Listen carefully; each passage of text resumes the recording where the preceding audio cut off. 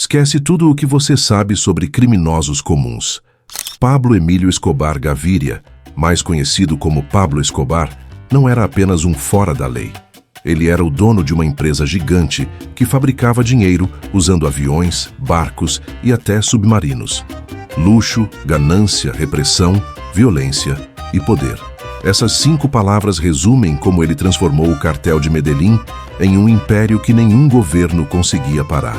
Pablo criou um manual de como mandar em um território que as grandes facções do Brasil usam até hoje para dominar as comunidades. Mas para entender como essa máquina foi montada, a gente precisa voltar no tempo. A Colômbia da década de 70 enfrentava uma pobreza extrema e uma desigualdade profunda, onde o Estado era uma figura ausente para a maior parte da população. Com serviços básicos precários e uma segurança defasada, comunidades inteiras ficavam à margem da lei e sob a pressão do poder paralelo. Antes da hegemonia do cartel de Medellín, o narcotráfico já existia na região, mas operava de forma amadora, fragmentada e ineficiente. Pequenos grupos disputavam rotas mal planejadas e o lucro era limitado pela falta de coordenação e pela constante interferência da polícia. É neste ponto que a figura de Escobar se torna o maior divisor de águas na história da criminalidade organizada.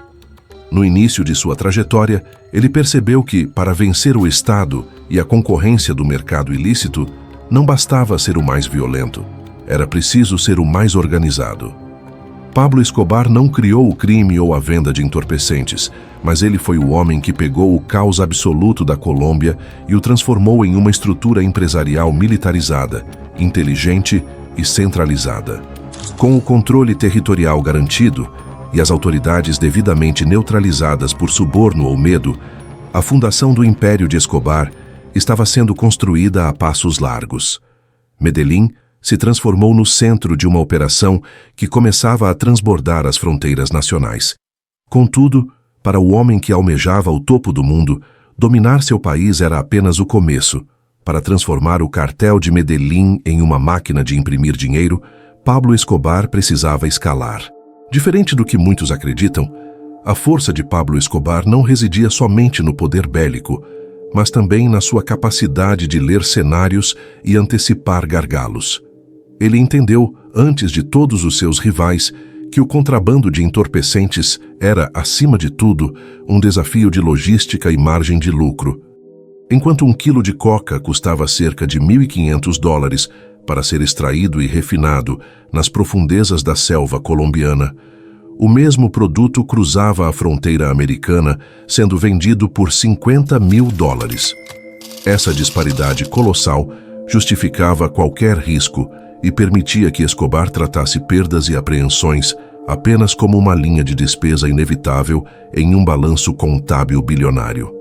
Pablo operava com a precisão de um dono de uma multinacional, dominando cada etapa da cadeia de suprimentos.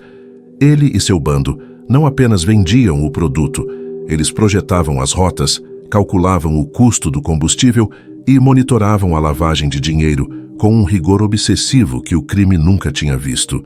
A grande virada de chave na escala do negócio veio com a ocupação estratégica de Norman's Cay, nas Bahamas. Escobar e seus sócios não buscavam apenas um esconderijo, mas um verdadeiro hub logístico no meio do Atlântico para reabastecimento.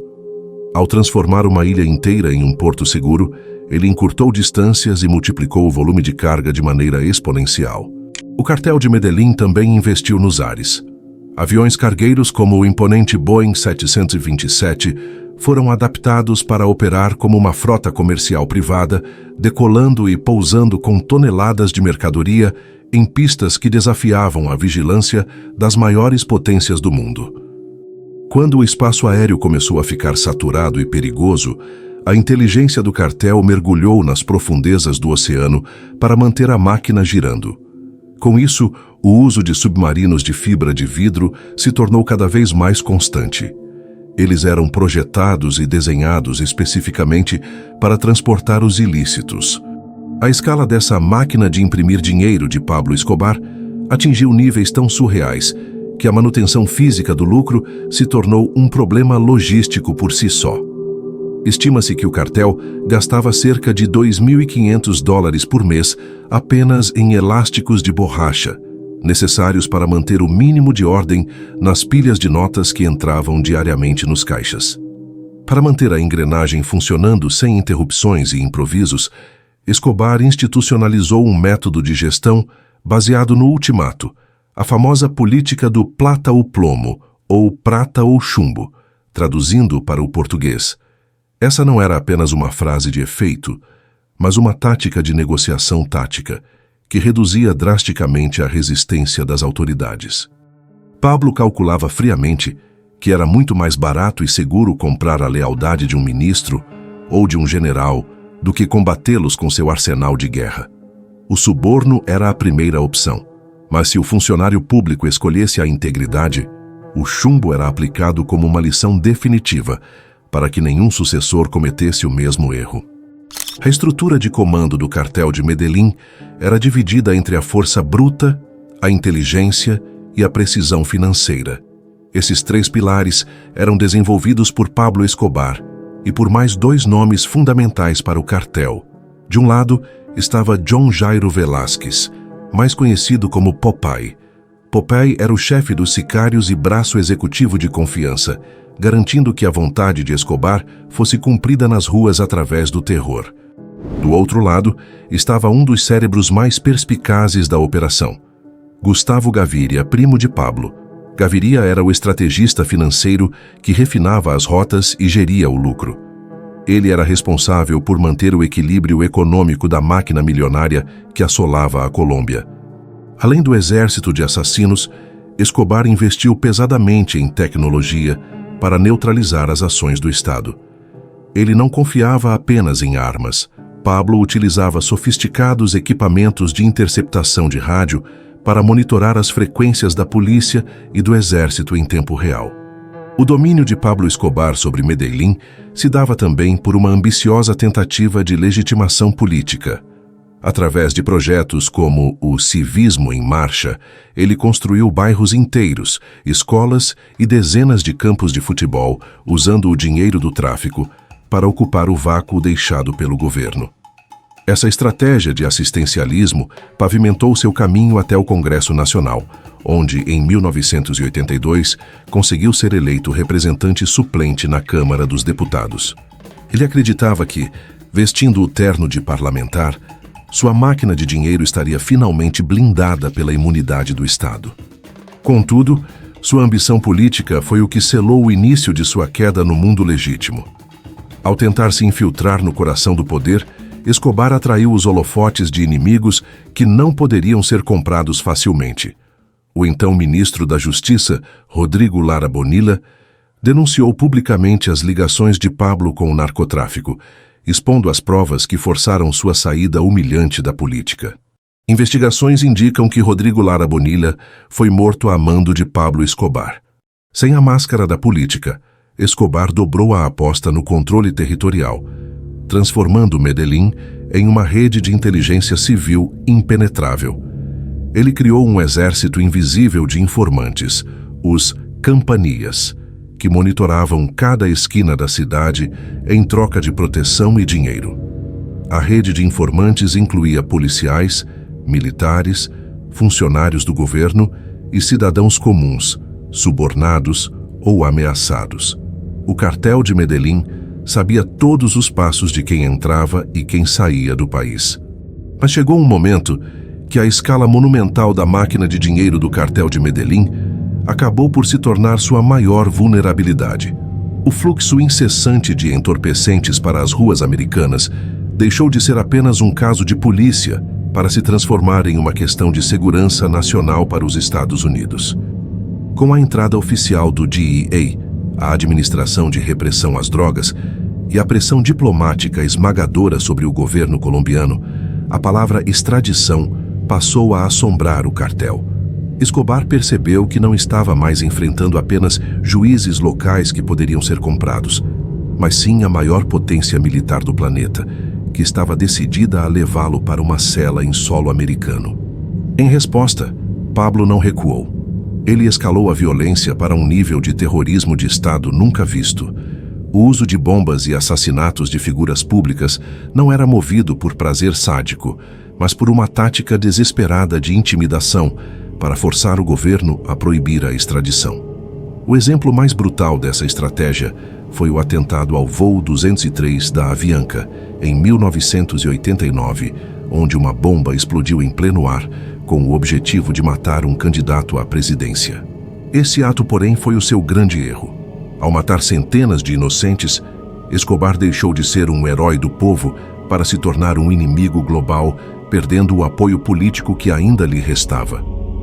Pressionado por todos os lados, Escobar tentou uma última manobra de mestre para manter o controle sem ser enviado aos Estados Unidos. Ele negociou a sua própria rendição. Em junho de 1991, ele se entregou sob a condição de cumprir pena em uma prisão construída por ele mesmo, a famosa La Catedral. Na prática, o local era uma fortaleza de luxo, equipada com campos de futebol, salas de jogos e cascatas, de onde ele continuava a comandar o cartel de Medellín com total impunidade. Era uma pausa estratégica na guerra, permitindo que a máquina de dinheiro continuasse girando enquanto ele permanecia protegido dos seus inimigos. No entanto, o isolamento dentro da La Catedral começou a alimentar uma paranoia destrutiva.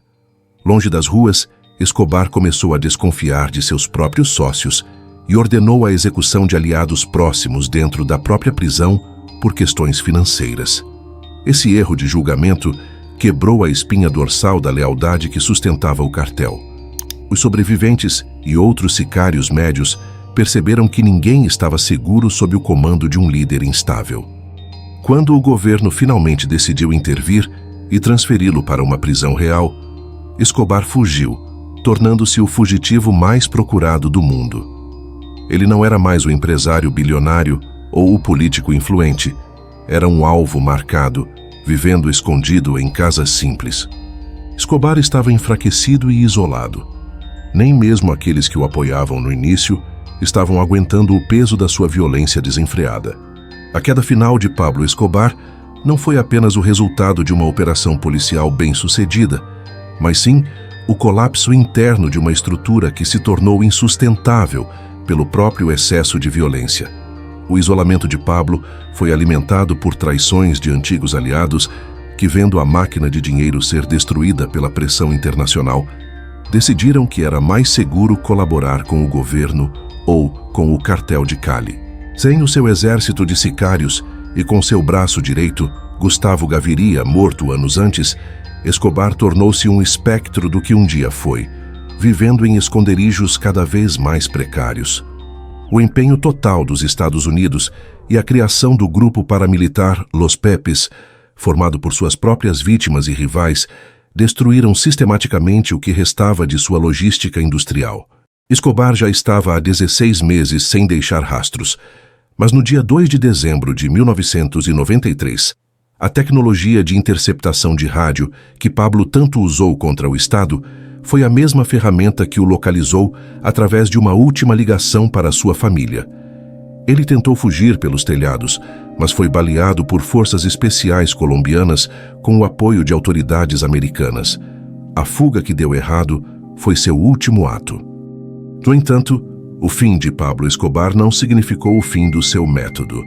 Pelo contrário, ele serviu de laboratório para o crime organizado moderno em todo o mundo, e não foi diferente no Brasil.